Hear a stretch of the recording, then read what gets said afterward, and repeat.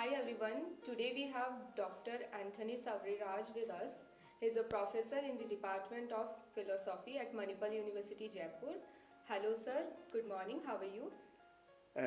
Thank you, Puja. I am very well. Okay sir. So as you know, today we are here to discuss about the culture. So my first question would be, what do you mean by culture? Uh, Culture can be understood differently by different people, and it has many definitions and understandings. But I am just thinking of one definition which at least has the advantage of being very short. I think that culture is the ground on which human beings walk. So the idea of ground is interesting because it gives us immediately the idea of multiplicity. You have varied grounds in the world.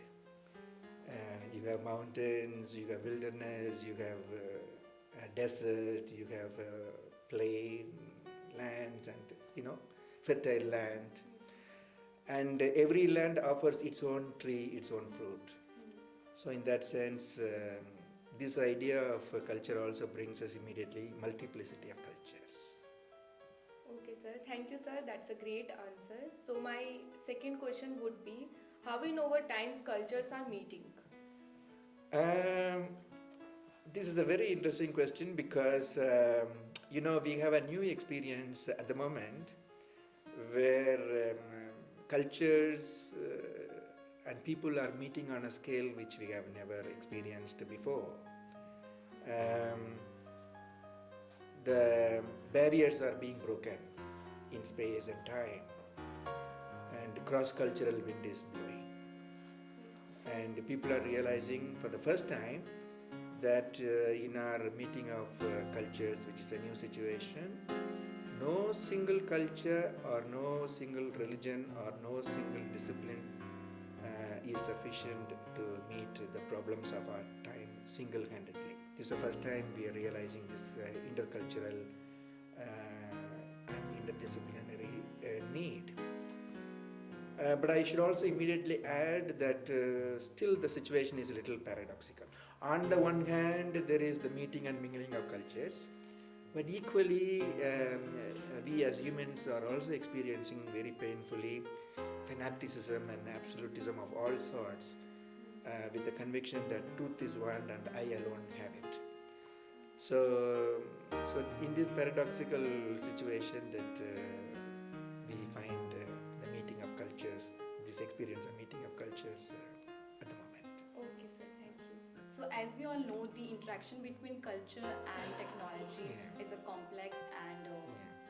phenomena, and that has been evolved over time. So, sir, what do you think? How culture encountering the new phenomena of technology? Yes, I just said that there is a kind of an absolutistic and fanatic situation also together with the meeting of cultures, that truth is one, I alone have it. And this orientation towards establishing one truth has come in the history of humanity for long. Long ago, people said there is one church and one pope and one civilization and one development, one economy, one world market, and so on. Now the same idea of one is translated into a coming in our times as one technology. So technology seems to be giving the idea that I alone can save all of you, one truth and I alone have it. So this monomorphic technological tendency is also a new experience of humanity, where technology seems to be giving the impression that it is the solution for all the problems of mankind, which may be true, but I think we also need to look at it a little more doubtfully, because technology, yes, it is the blessing of our times, but we also know that it cannot offer the solution for the entire mankind. This is important because there is something called human invariance and cultural universals. And technology is projecting itself to be cultural universal, which is not the case. It is product of a particular Western culture, At the same time, since it is powerful, it is projecting itself to be universal, but it is not universal. I said there is a difference between human invariants and cultural universals. Human invariants are those human acts in which all of us participate, irrespective of whatever cultures we may belong to. Those human acts, for example, all of us are born. An African also is born, an Indian also is born. And all of us will die one day. Wherever they are, they will have the experience of death. But in between this birth and death, so many human acts also we perform, like eating, sleeping, loving, hating, believing, reasoning. These are all, by virtue of being human, wherever we are, we will be performing them. These are called human acts. So here all of us are united in these human acts. But the interpretation, the meaning we give to each of these human acts is very different. It's going to be very different from culture to culture, from religion to religion, from place to place. And therefore the African meaning of body is not the Indian understanding of body. The Christian meaning of death is not the same meaning of the Hindu meaning of death.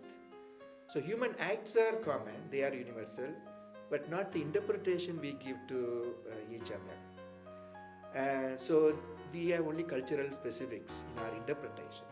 But what is happening in technology is technology is projecting itself to be cultural universal. What is cultural universal or human invariant in technology is technique.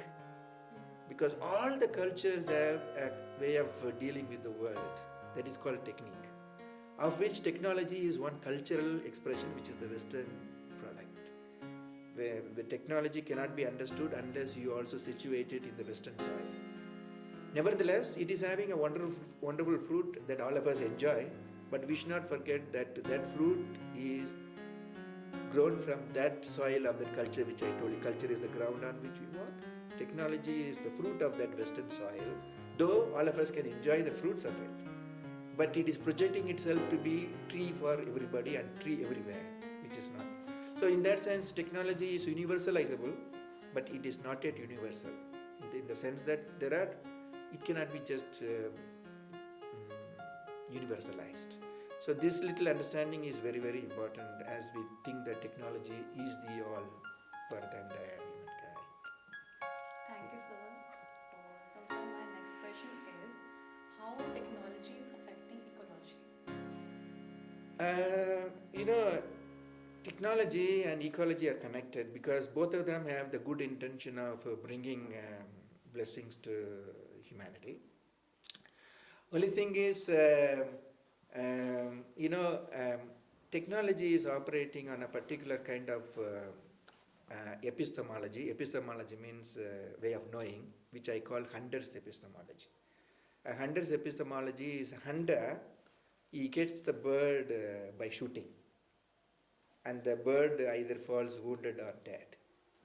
So technology operates on the belief that human beings have the rifle of reason, they are rational, and nature is a blind stuff, and they can shoot the bird and then they can exploit for their use or abuse. So here comes the ecological problem, because certain forerunners for technology like Galileo Galilei, he has made a very interesting statement that nature is written in mathematical language.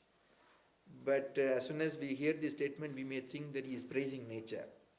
Nature is written in mathematical language in all precision and so on. But if you situate him in another statement which he has made, nature is an enemy whose secrets are to be extracted. So what he probably says is, if nature is mathematics, it can obey mathematics. Who will do mathematics? Human beings. They can sit on the table and do the calculus, and then, because giant nature cannot be approached like that, you just make use of a reason in order to face the giant nature, and then you just make the nature obey because you have the rifle of reason, calculus. So at the moment, technology has enhanced our life. We are the stupendous and spectacular achievements of technology. We are the beneficiaries. We are sitting on the tree of technology and we are enjoying the fruits of technology. So we should not cut the branch, we'll fall.